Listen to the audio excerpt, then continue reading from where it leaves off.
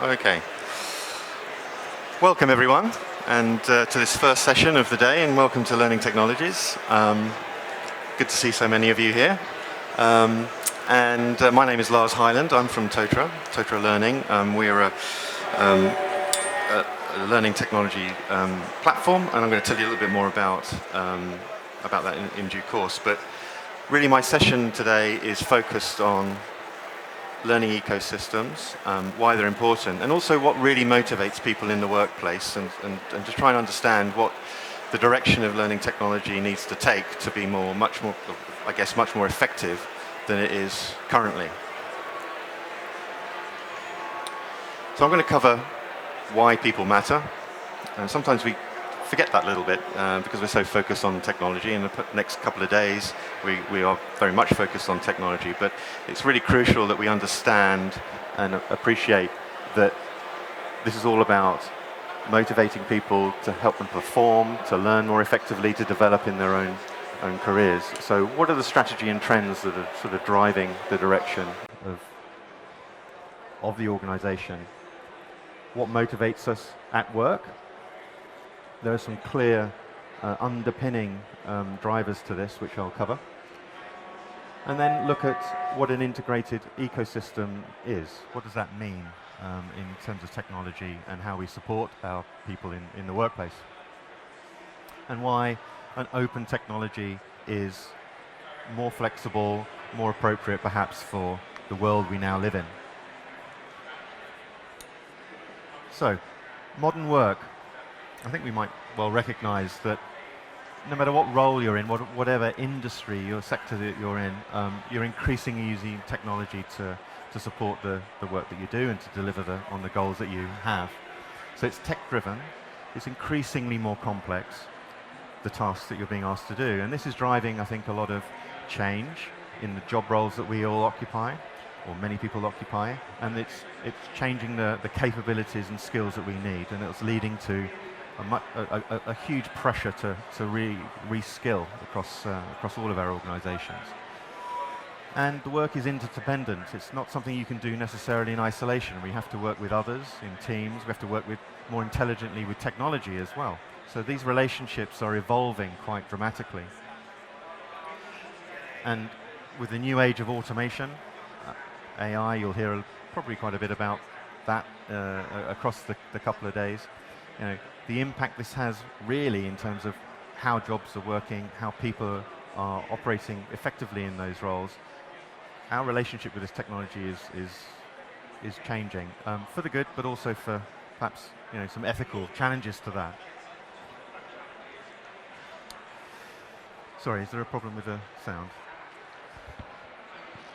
There we go. Can you hear me now? Was it already okay? All right, thank you.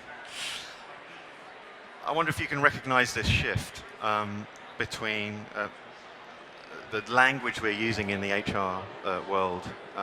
Traditionally, legacy HR is focused on delivering organizational goals that are typically top-down, command and control, almost you could characterize it as. Performance reviews being annually based, periodic sort of engagement with our people. It's quite transactional in our approach in terms of recruiting. Metrics are all largely about the organization and less about the sort of individuals. And there's often a question in the boardroom about, why is HR here? It's here to sort of manage, a resource, a human resource, and then just in the language itself is quite telling. But that's shifting. It's shifting to one where we're recognizing that our people in organizations are crucial to what we deliver, and as I'm alluding to, the nature of the work is shifting quite dramatically. So the language is shifting in terms of how our organizations are being structured. It's becoming necessarily more decentralized in terms of our decision making, and what that means in terms of freeing people to operate more autonomously is quite critical. And now, currently, we're not particularly well set up to do that across the board. That our annual reviews and our feedback mechanisms need to be more continuous, more agile. Learning, as I think we all now appreciate, has always been a continuous process. It's not something that you just sheep dip just in case, deliver some training and expect people to shift their behaviors. It doesn't work like that. It's a much more continuous process that needs to be embedded into the work that we all do. So, and the question now shifts, I think, more positively to put HR and people strategy and people technology much more into the central focus of organizational strategy. So why isn't HR here? Why isn't it here? It is at the top table, and it is part of that solution to driving organizational performance and thriving in the world that we are now in. When you drill that down into learning, the status quo is shifting, I believe, and I think we're seeing this in the trends that are evident, that it's less about being proprietary and closed. We need more flexibility, so it needs to be more open. Now, you as organizations and the people within your organizations need to have the freedom to adapt and shift in the direction that your businesses and your teams need. Without that freedom, you're going to struggle to align with the business challenges that are facing you. Learning is moving away from just in case to just in time, so that's moving it more closer to work and workflow. That you need to personalize that learning to the individual's experience and expertise, and allowing them to express themselves, to define what learning they need, not us necessarily dictating what they require. And that the investment cycle, so when you're buying technologies and learning, that you move away from what too often is a bit of a model of invest and stagnate. So you might buy a new platform, a new learning system, or any of the technologies that you'll learn more about over the next couple of days. There's a big risk that you make an investment and you don't get the actual payoff, because the implementation process is either too lengthy, the engagement is not there with people to actually deliver the real results. It's much better to think in terms of investing in technology which is more flexible, that allows you to build cumulative benefits over time. So it's not about throwing things away 3 years later, starting again with another fresh procurement process. That's not really smart in today's world. So it's not just me saying this. There's plenty of commentators and analysts around the globe that are really looking deeply as to what is causing these shifts and changes. And there's a general recognition that organizations have largely, over the past 50 years, I guess, really not addressed the legacy practices and processes that underpin their organizations. Perhaps that's typical of larger, more established businesses. But there's now a huge pressure to really look afresh at how those organizations are structured, how they're designed, and therefore that opens up questions as to the technology you're using and the workflows and how people communicate and get things done. So these legacy practices, they're being confronted and they need to be discarded. And you'll see, and no doubt many of you are going through digital transformation projects or processes in your organizations, and those processes should be preparing you to be able to move more quickly and more agilely going forward.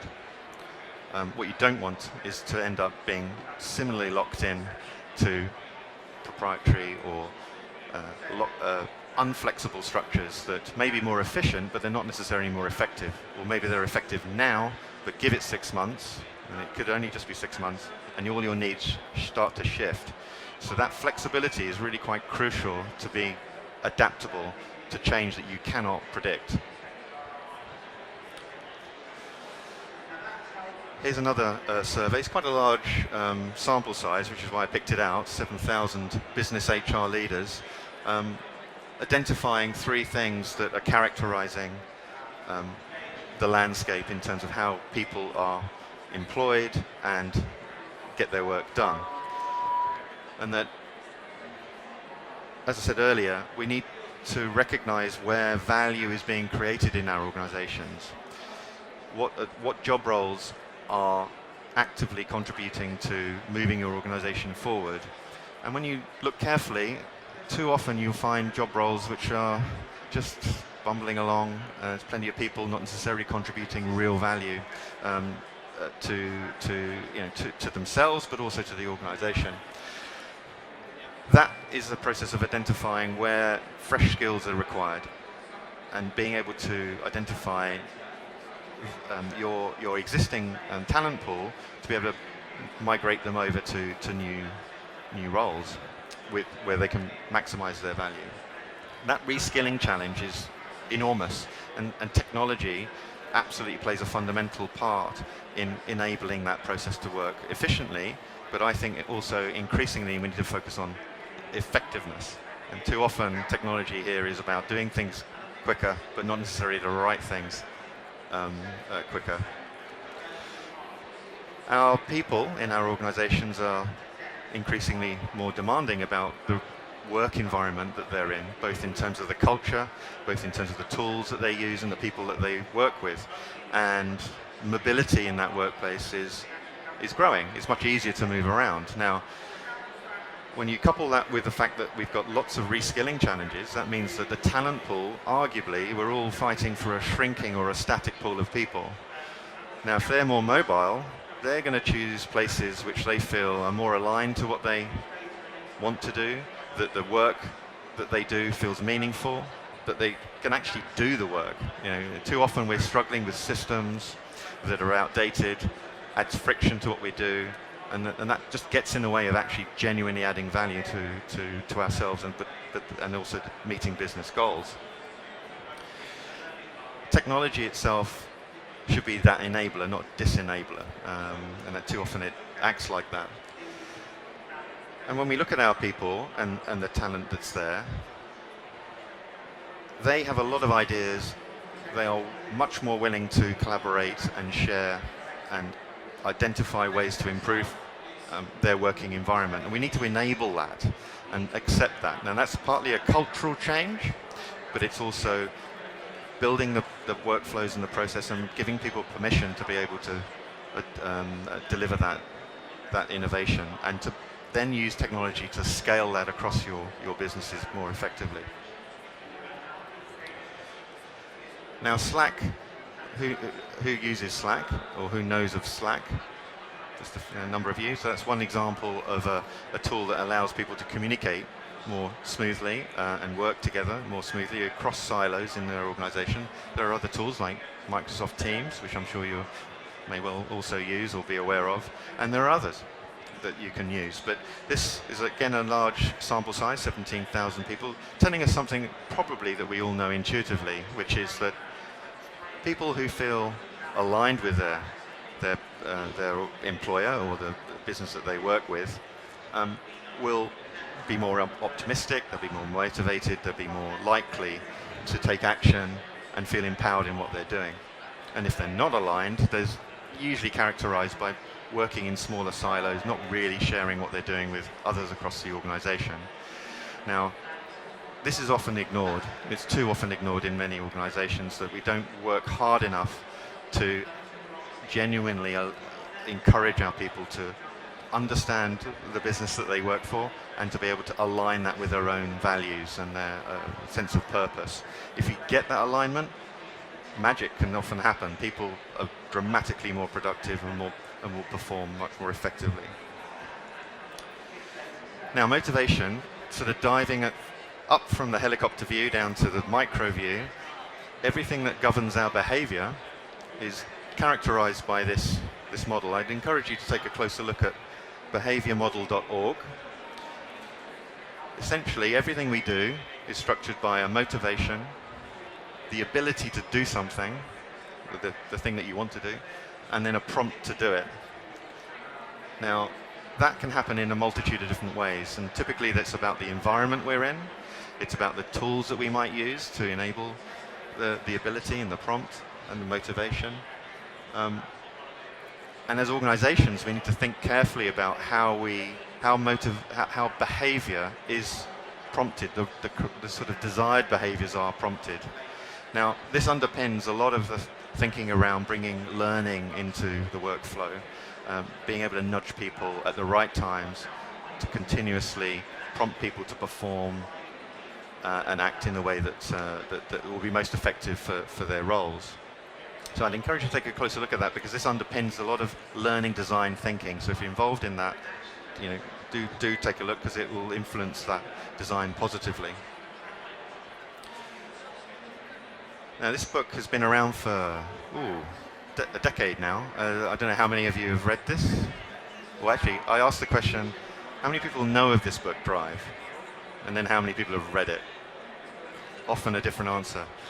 And I encourage you to read it, because it's increasingly valid. It's a good summary of the research around what motivates people, typically in the workplace, and it centers around what are the reward structures and the mechanisms that, as organizations, we build for people that we think might motivate them, and typically they're pretty misaligned. What really governs people's behaviors and motivation in the workplace is these three things. Mastery. This is our innate desire to do what we do better. We're too often blocked, again, by the systems, the environment that we're sort of in. Autonomy, the freedom actually to express and take initiative and be trusted to get on with what you do. And then, as I said earlier, that alignment around purpose. If that's not congruent and doesn't align, then typically the lifespan of that employee is going to be quite short in your organization. Now, all of those three things come together and underpin, I think, any technology ecosystem that you would be wanting to build to support your people. Now, you can do that with a range of different tools. You can also do that with a more sort of integrated ecosystem of tools as well. Now, at Totara, we've been building that integrated ecosystem, which is not just about learning, it's about performance management, and it's also about engagement. And you can see that the intersections, independent of the technology itself, but that the concept of performance management and learning, to take one example, they're actually very closely related. But typically in organizations, they're all separately managed. They're separately managed. If you don't have guidance and feedback, then your ability to progress and master your role declines.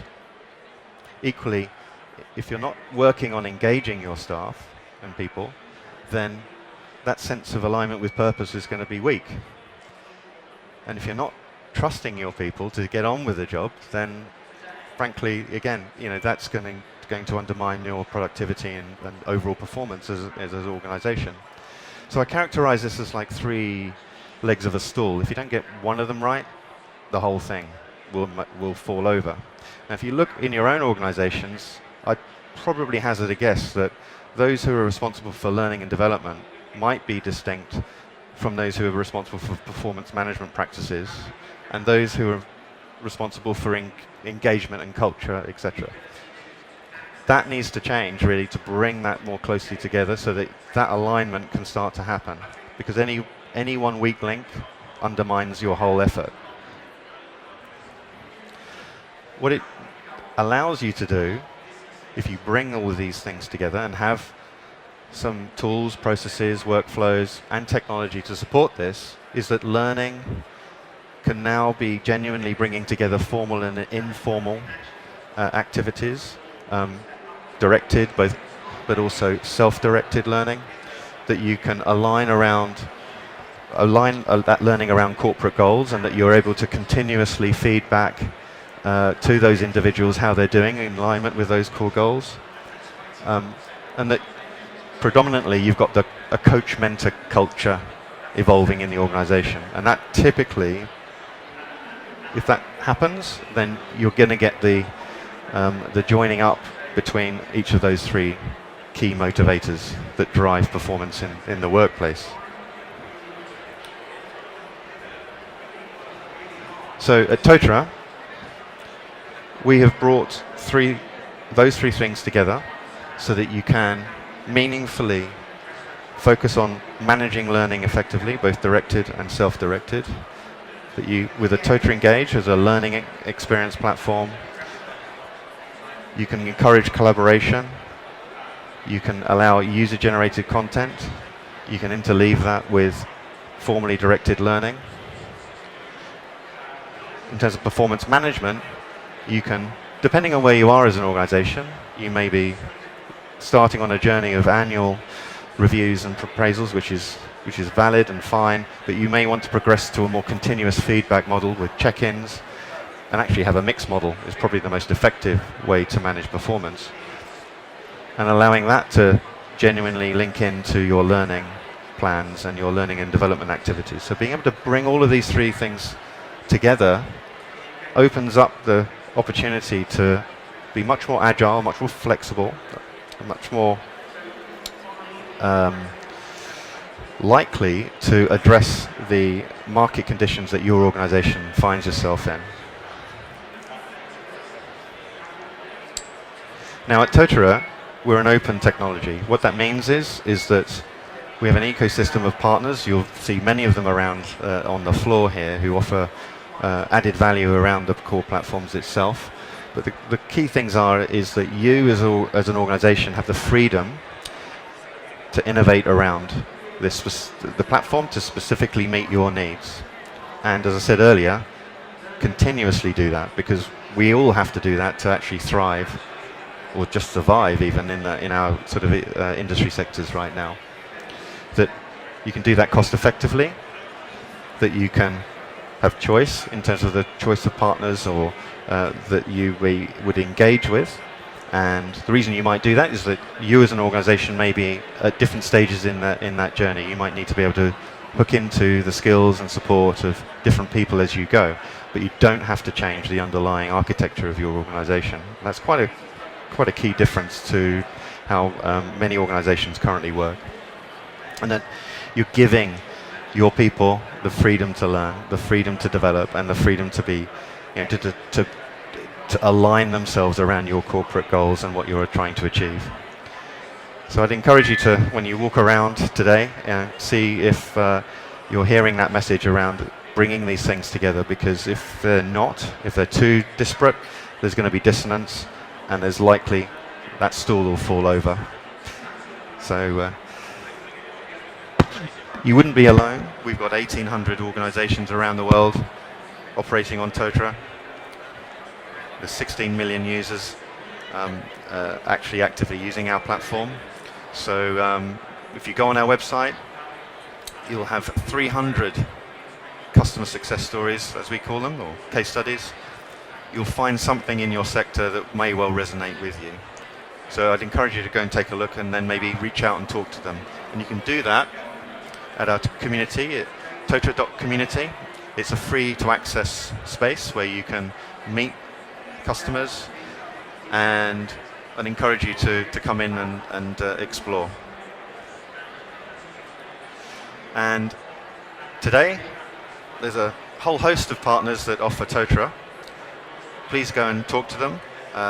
You'll get some good conversations, and they can tell you a lot more about the platform and what they can do to add value around it as well for your organization. So thank you very much for your time and interest. I hope you get a chance to complete the crossword in the community newspaper that we have in your hands, and enjoy the day and have a good exhibition and conference. Thank you very much.